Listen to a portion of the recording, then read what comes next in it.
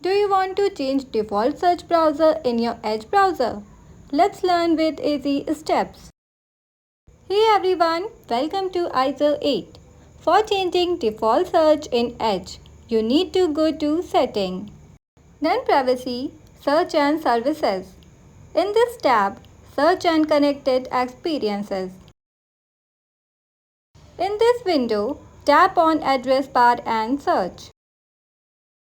Here you will find search engine used in the address bar. Open option, choose the search engine you want to use and it's done.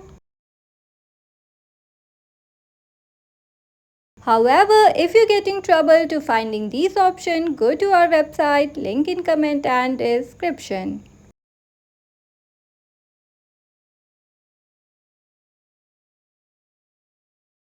So don't forget to like this video, subscribe to the channel for more helpful content and hit the notification bell so you never miss an upload.